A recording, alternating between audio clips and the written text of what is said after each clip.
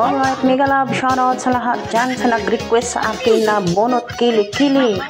Ito na, matagal na po siyang nag-request sa akin na magbunot kili-kili daw ako, pero hindi ko talaga magagawa. Matagal na, ilang taon na siguro. Siguro nasa mga 2 years na, kasi mga 3 years na ako dito sa YT, dito sa aking channel. So guys, ito, ginawa ko na yung ang mga nag-request sa akin ng bunot kili-kili. Mega love shoutout Kator KRV. Yan, ito na yung request mo. Ayan ang bunot kili-kili. Ang hirap magbunot ng kili-kili, guys. Yan.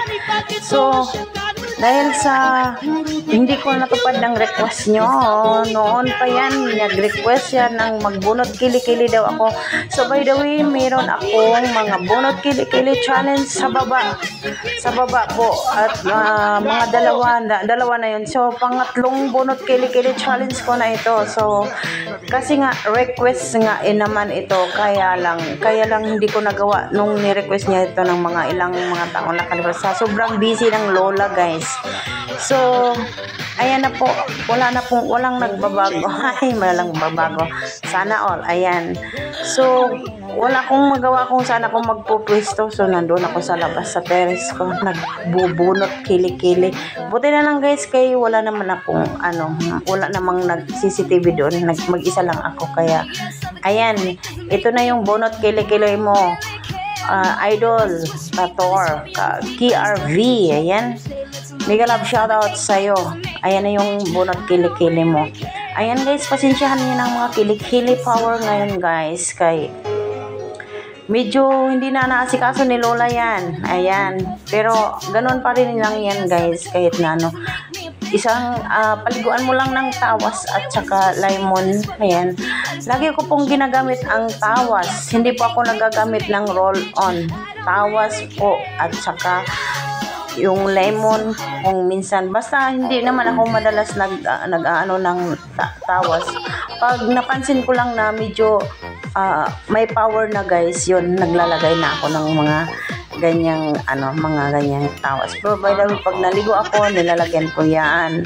Pagkatapos kong maligo, nilalagyan ko yan. Yan lang po. Simula po akong bata pa ako, yan po ang gamit ko. Hindi po ako gumagamit ng mga kung ano-anong roll-on. Siguro depende po yan, guys, sa inyo. Depende din yan sa tao na mayroon din tao na hindi ayaw ng tawas, allergy sa tawas or sa lemon. So mayroon din naman na tao din na hiyang sa mga pang underarm na kagamitan katulad ng mga roll-on. Meron din naman silang mga hiyang sa mga ganyan, guys. Pero sa akin, guys, natural na lang talaga. Kahit kalkalinin niyo yung aking dito, tawas lang talaga ang gamit ko sa loob, sa lahat, simulat ng bata pa ako, tawas lang talaga. Kasi malapit kami sa dagat doon sa probinsya.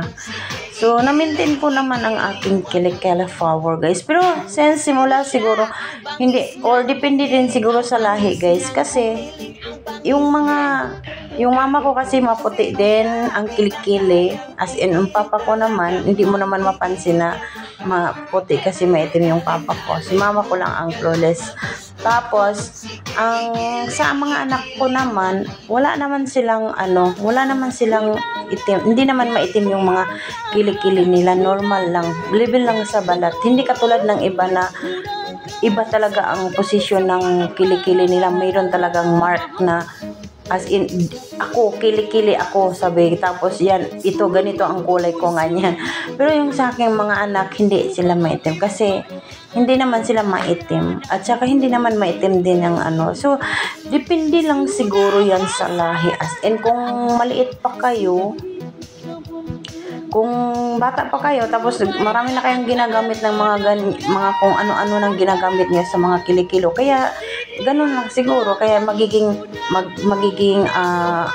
bad odor yung kilikili nyo, o may mga bad odor kayo, tapos yung mga pawis ninyo ganyan, tapos dahil sa kung ano-anong nilalagay nyo. As in, bas ako simulat bata pa ako, tawas lang talaga ang gamit ko.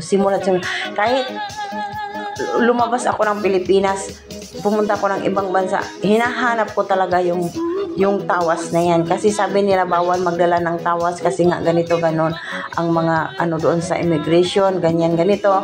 So nag-ano ako talaga, nagbitbit ako talaga, sinuksok lahat doon. Hindi sinuksok ko sa mga kadamitan ko noon kasi hindi talaga pwedeng wala akong tawas, guys. Kasi kung maglagay ako ng tawas ngayon tapos bukas or mga ilang araw o isang linggo, sabihin natin, Power Ranger yan, guys, ang labas. Kaya yan, kili-kili, alagang tawas lang. Ayan, okay. Hanggang dito na lang, guys. Sige, mega love shoutout sa lahat dyan. Thank you so much sa mga love and support sa aking channel. So, sa ngayon, medyo matumal muna tayo sa ating vlog. Medyo busy naman ang lola ngayon. So, maraming salamat sa inyo, guys. Bye-bye.